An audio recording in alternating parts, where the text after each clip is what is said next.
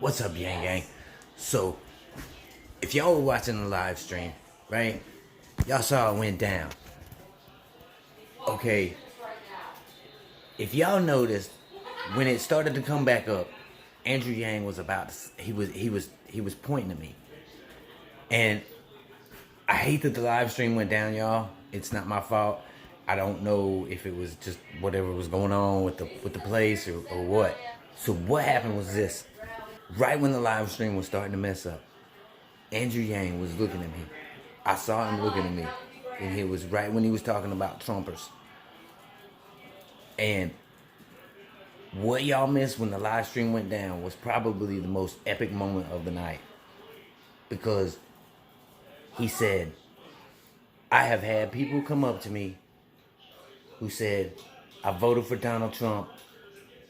I'm sorry, I'm voting for you. And he stopped. And I spoke up. And I said, sir, I said, I voted for Donald Trump. I'm sorry. Now I'm voting for you. And that place went crazy, Yang Gang. They went crazy. The applause in that place was just unreal at that moment.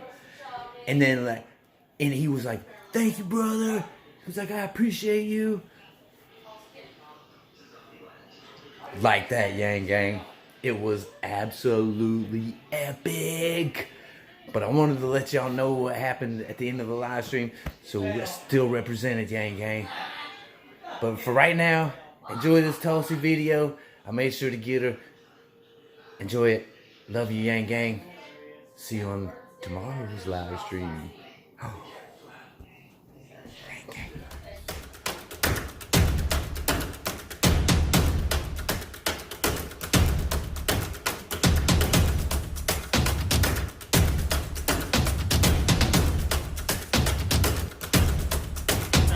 All the way. Thank you, Gang Gang. I love you guys. You're the best. It's so good to be back here. We got stuck in airports and layovers and delays on the way here from Iowa this morning, but just appreciated driving straight from the airport on up here, and all of our eyes were glued at the view. You have such a beautiful home here, and we're so glad to join you. I want to say a few quick thank yous because I know how much hard work goes into putting on events like this. I want to thank Kathleen Kelly, who's probably running around. There she is. And of course our wonderful MC, Amen. Thank you so much.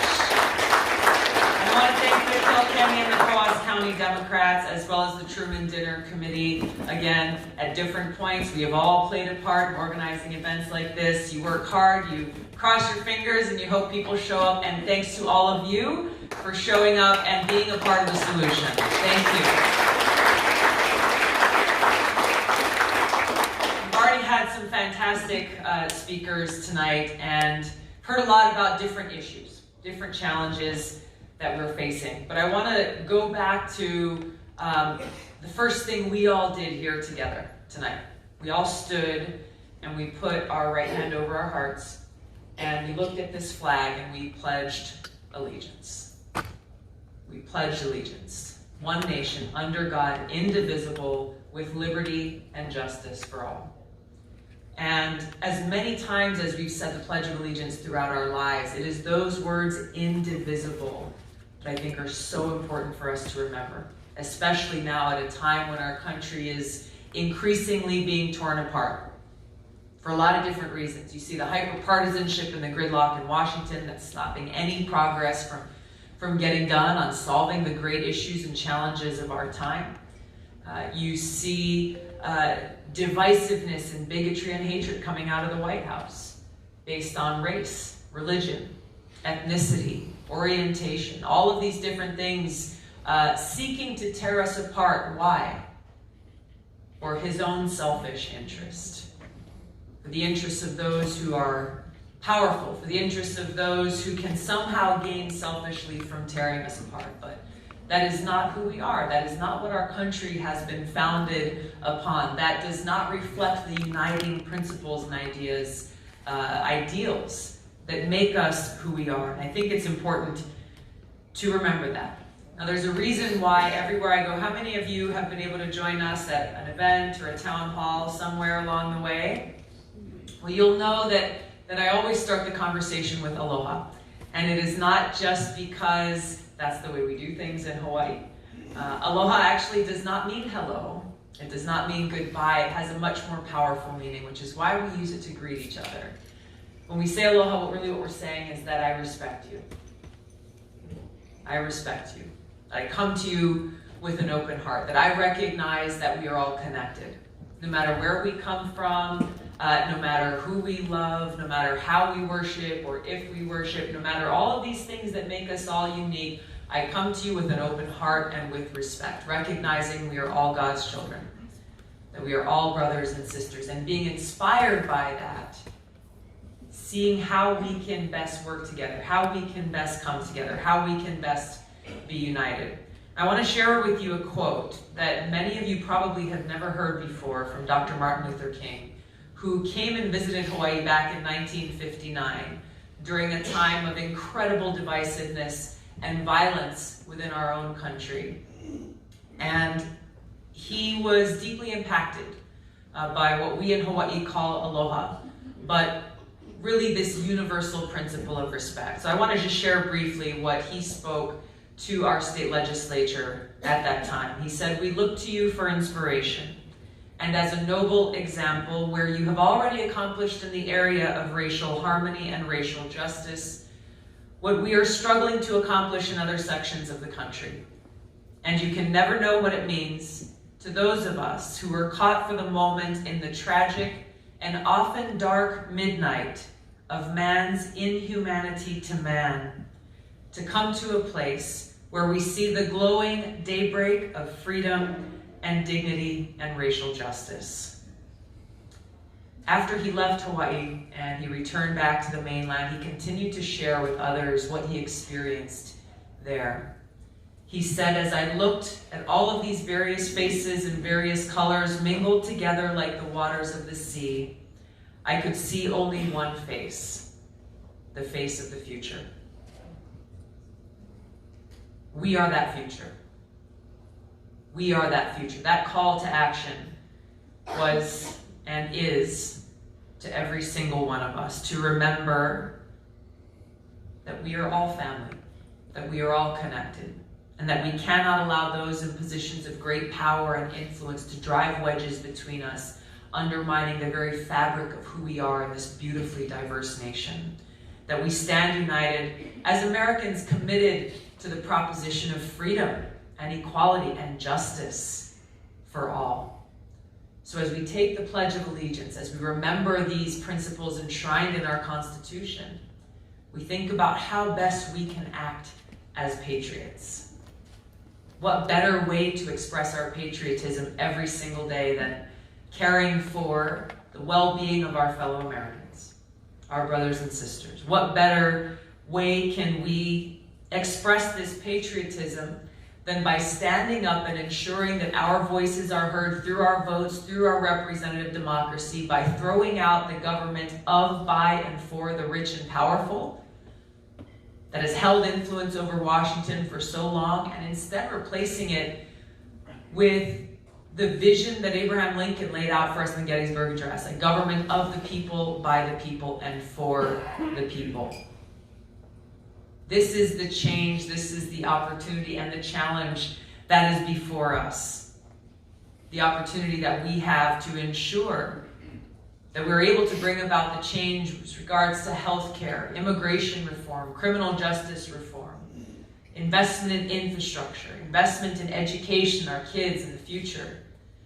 This will require us all standing together, standing united, seeing as we may agree to disagree on how we approach these challenges, how we solve these problems, but so long as we are working from that common foundation of respect, inspired by that love of country and love for each other, there is no obstacle we cannot overcome.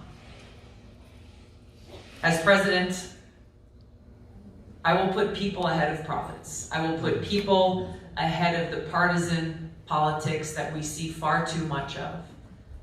I will stand up and fight against big insurance and big pharmaceutical companies who have been profiting off the backs of sick people in this country for far too long, and ensure that every single American gets the quality health care that we need.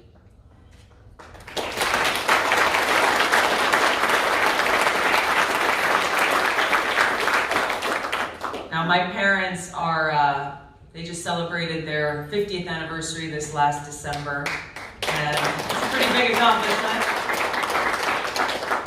But they met during summer jobs while they were in college, but they both went to school as teachers. They're teachers by trade and training. They're entrepreneurs at heart. We grew up working in a family business, but always understood in a deeply personal way the value of education and how we get a lot of lip service around education, but the resources necessary to actually invest in our kids, actually invest in our teachers, those who are delivering that quality education, just doesn't exist.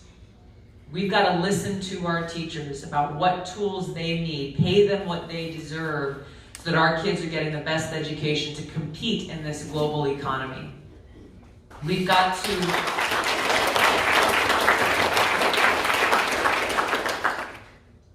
we have to deal with the ongoing opioid epidemic that we are facing in this country. And you all here in New Hampshire on the front lines of this. Every community that we go to, it seems like we have the opportunity to hear from those who are either survivors of this epidemic or hearing from loved ones with tears streaming down their faces from someone who has fallen victim to it. This requires leadership, courageous leadership in Washington to hold Big Pharma accountable.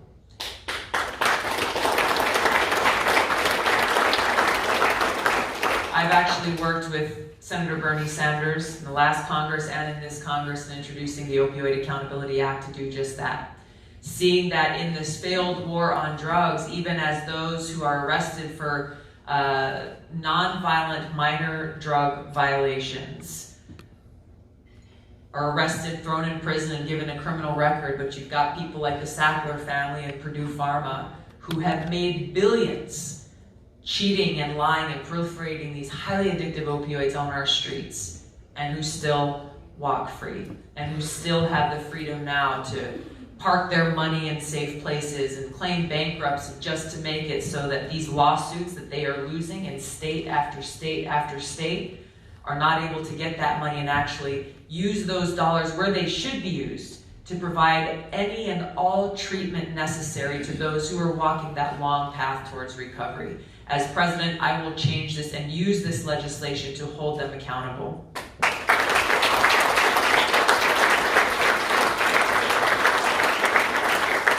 We don't have time to get into every single issue that's before us. There are many and the needs are great. The needs that we have in our community are great. I served as a state representative in Hawaii, later served on the Honolulu City Council, and then from there ran for Congress, but have a very direct understanding at every level of government how, in order to make sure you have safe roads, to make sure your law enforcement and firefighters have what they need to do their jobs, that you're able to have great community parks and the things that you need in your communities, there's never enough money to do it. You get a very small piece of the pie and you just try to make it go as far as you can. Well, there's an issue you don't hear very many other candidates or politicians talking about as it connects to, well, where do all of our taxpayer dollars go? How is it that there's never enough to meet the needs of our people? Well, there's a central issue and there's a reason for that. And that issue is the cost of war. Now, for the veterans who are here today, we understand and have felt this terribly high human cost of war in a deeply personal way. But the reality is also that there is a cost that has been paid for by every single one of you, every single American. That since 9/11 in 2001, we as taxpayers have paid over $6 trillion. Over $6 trillion. No, not to make our country more safe, but to wage counterproductive regime change wars in other countries in the world, wars like we've seen in Iraq, the war that I served in Libya, ongoing now in Syria. Now we see this president pushing us closer and closer to the brink of a war with Iran that would be far more costly in lives and taxpayer dollars than anything we saw with the war in Iraq. Why does this matter to you? Because every time your local elected official or someone tells you there's just not enough money to make sure you've got clean water to drink, there's not enough money to make sure that your special education teachers here in your state are able to be paid what they need to provide that care to your child. There's just not enough money, not enough money. Well, this is where our taxpayer dollars are going, and until we deal with this cost of war, we will never have the resources we need to actually invest in serving the needs of our people, our families, and our community right here at home. As President and Commander-in-Chief, I will bring the experience that I've gained serving in Congress now for nearly 7 years, serving on the Foreign Affairs Committee, the Armed Services Committee, Homeland Security Committee, understanding deeply the importance of our national security and the mission that our military has, that the reason why we enlist, to put our lives on the line, to keep the American people safe. I'll end these wasteful, counterproductive wars of choice. Work to end this new Cold War and arms race that we're seeing escalating, with tensions increasing between the United States and nuclear-armed countries like Russia and China.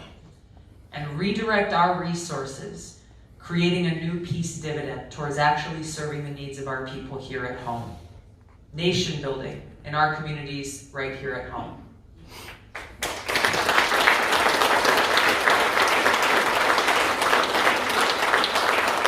The challenges are great. There's an establishment in the military-industrial complex that's profited a lot of maintaining the status quo, which is why I'm here to ask for your support, to stand with me as we ensure our voices are heard, as we bend the arc of history away from war and towards peace, directed towards how we can best serve the needs of our people. In the spirit of Harry S. Truman, I want to share a quote from him. He says, "America was not built on fear. America was built on courage, on imagination, and an unbeatable determination to do the job at hand." The job that we have at hand is great. We can do this job together, inspired by the principles that are at the heart of every service member, of every soldier, the principles of service above self, so that we together can reinstate the values of honor and integrity and respect back to the White House, to make sure that it becomes that beacon of light and hope and opportunity that every single American deserves. Thank you for all that you do. I look forward to standing shoulder to shoulder with you as we make this happen. Thank you so much. Aloha.